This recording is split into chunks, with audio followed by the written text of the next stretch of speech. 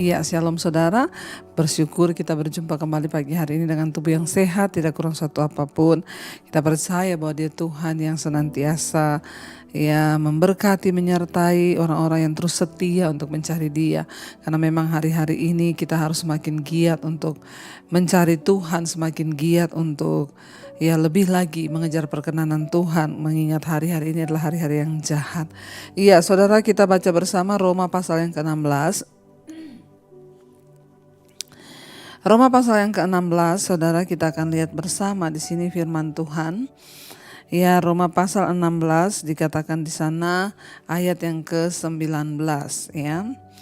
Roma 16 ayat yang ke-19 firman Tuhan berkata, "Kabar tentang ketaatanmu telah terdengar oleh semua orang. Sebab itu aku bersukacita tentang kamu, tetapi aku ingin supaya kamu bijaksana terhadap apa yang baik dan bersih terhadap apa yang jahat. Semoga Allah sumber damai sejahtera segera akan menghancurkan iblis di bawah kakimu. Kasih karunia Tuhan Yesus menyertai kamu." Saudara, Rasul Paulus berkata, dia menulis surat untuk jemaat yang ada di Roma. Ya, dan dia berkata, dia memberikan nasihat kepada mereka, yaitu kepada semua jemaat yang ada di Romawi, dan juga Yunani, yaitu orang-orang Yahudi dan juga orang bukan Yahudi, juga laki-laki dan perempuan, baik orang tahanan maupun penduduk terkemuka.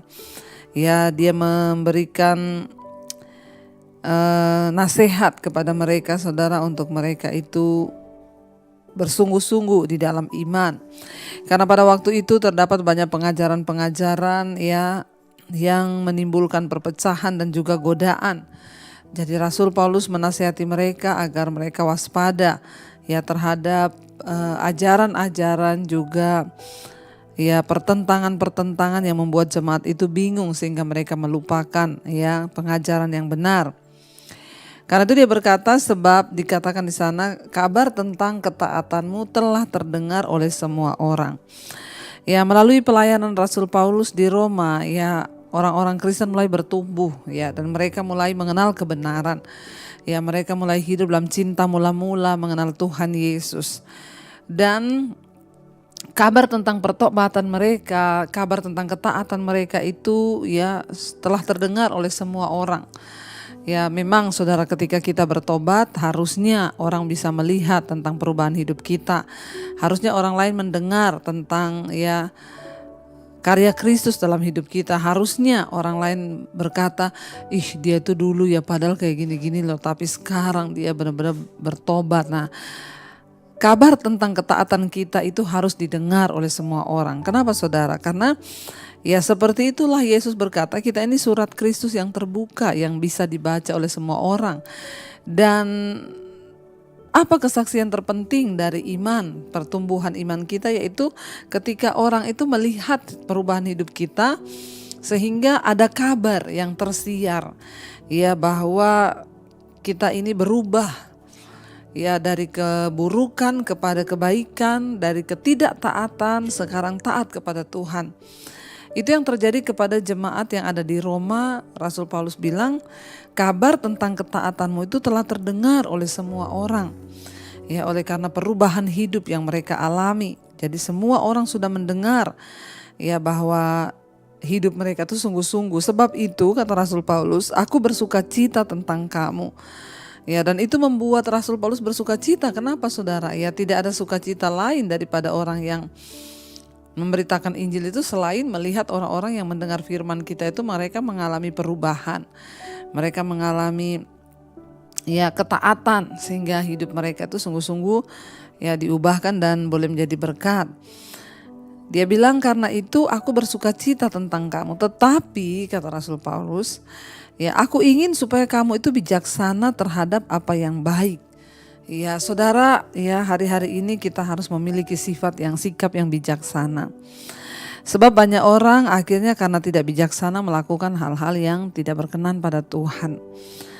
Dalam setiap apa yang kita lakukan, mari kita minta kebijaksanaan dan hikmat dari Tuhan. Apakah yang aku lakukan ini benar atau tidak? Menjelang hari-hari terakhir banyak penyesatan, banyak kemurtatan, saudara. Ya, yang terpenting adalah kita ini berubah terus konsisten ke arah yang lebih baik.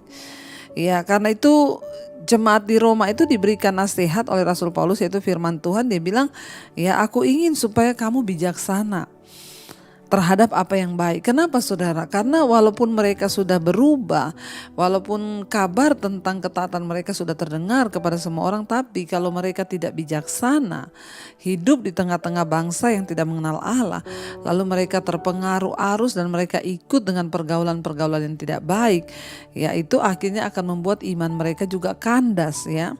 Sekarang banyak orang karena dia ada lingkungan yang tidak baik, dia ada dalam satu komunitas yang tidak benar, sehingga dia juga terseret. Yang tadinya nggak minum-minum sekarang mulai minum-minum, yang tadinya nggak pernah dugem sekarang dugem ya, yang tadinya nggak pernah merokok sekarang mulai merokok, yang tadinya hidupnya itu ya lurus sekarang ya mungkin karena ada tekanan, ada masalah, lalu dia tidak bijaksana mengambil keputusan dan semua dianggap pelarian. Ya ketika ditanya kenapa kamu merokok, kenapa kamu minum, ya banyak masalah dalam hidup saya. Ya makanya diingatkan oleh firman Tuhan, di sana dikatakan, aku ingin supaya kamu bijaksana terhadap apa yang baik dan bersih terhadap apa yang jahat. Hati-hati saudara ya, kita harus sungguh-sungguh hidup di dalam perkenanan Tuhan. Kita harus sungguh-sungguh ya meminta Tuhan untuk ya memberikan kita kekuatan bagaimana kita ini bisa saudara, bisa terus kuat, bisa terus bijaksana. Ya hati-hati dalam memilih teman, minta kebijaksanaan dari Tuhan supaya kita ini bersih terhadap apa yang dikatakan tadi ya, kita ini bijaksana terhadap apa yang baik dan bersih terhadap apa yang jahat. Ya karena itu hati-hati ya dengan siapa yang ada di sekelilingmu, hati-hati dengan apa yang engkau dengar, apalagi pengajaran-pengajaran yang bisa menyesatkan. Ya kita berdoa saudara, menjelang hari-hari terakhir ini banyak yang akan terseret. Alkitab sudah berkata, iblis akan menyeret orang-orang percaya. Ketika sedikit saja kita buka celah, kita tergoncang, maka habis saudara dan kita kehilangan keselamatan. Ya kita semua berdoa supaya tidak ada satu orang pun yang tertinggal, tidak ada satu orang pun yang terlewat ya, tapi semuanya boleh mengalami Tuhan secara pribadi. Saya percaya ya, mari kita terus bangun iman kita di atas dasar firman yang murni ya, tidak kurang-kurang saudara. Sekarang itu di YouTube setiap pagi ada ya firman Tuhan, ada mesbah syukur, malam ada mesbah doa. Mari kita semakin dekatkan diri dan yang terpenting adalah perhatikan dengan siapa kita bergaul. Bijaksana terhadap apa yang bersih saudara ya. Kita harus bijaksana, sesuatu yang terlihat enggak apa-apa kok, ini bukan dosa, ini bukan, hati-hati. Karena ya yang paling mudah itu membawa orang terjerumus itu adalah ketika tanpa sadar kita pikir kita masih melakukan yang berkenan, ternyata kita sudah jauh dan akhirnya jatuh. Saya berdoa buat setiap kita saudara, hari-hari ini semakin mantapkan hati dan iman kita untuk mengikut Tuhan. Karena iblis tidak akan pernah senang melihat kita dekat dengan Tuhan. Tetapi Alkitab berkata orang yang takut akan Tuhan ya, mereka akan terus hidup oleh percayanya kepada Tuhan. Saya berdoa kita semua sampai di garis finish ya, tidak bubar, tidak lemah, tetapi semakin dikuatkan. Mari kita mau renungkan firman ini, kita mau tundukkan kepala di hadapan Tuhan.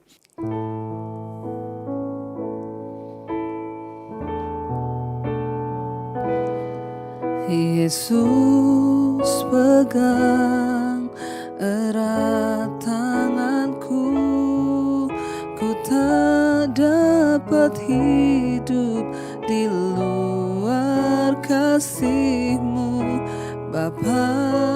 Jangan tinggalkan aku, Engkau alasan Tuhan, alasan selamaku hidup. Lebih lagi saudara katakan, Yesus pegang erat tanganku, ku tak dapat hidup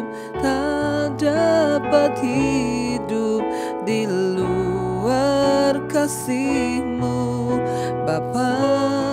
Jangan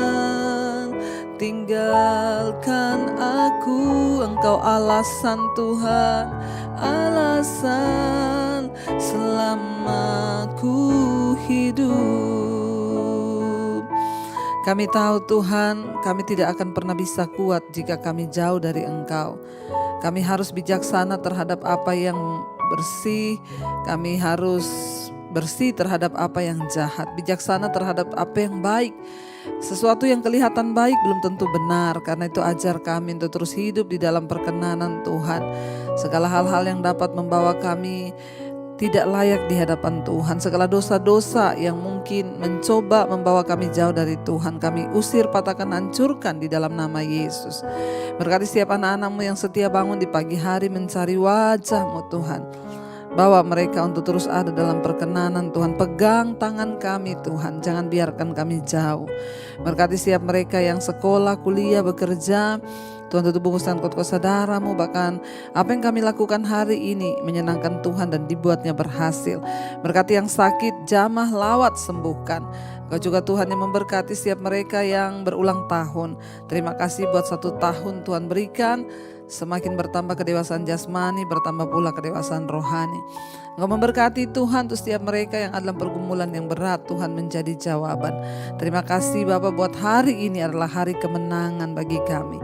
Mari kita berdoa. Bapa kami saudara, Bapa kami yang ada dalam sorga, dikuduskanlah nama-Mu. Datanglah kerajaan-Mu, jadilah kehendak-Mu di bumi seperti di sorga. Berikanlah kami pada hari ini makanan kami yang secukupnya, dan ampuni kami akan kesalahan kami, seperti kami juga mengampuni orang yang bersalah kepada kami. Janganlah membawa kami dalam pencobaan, tapi lepaskanlah kami daripada yang jahat.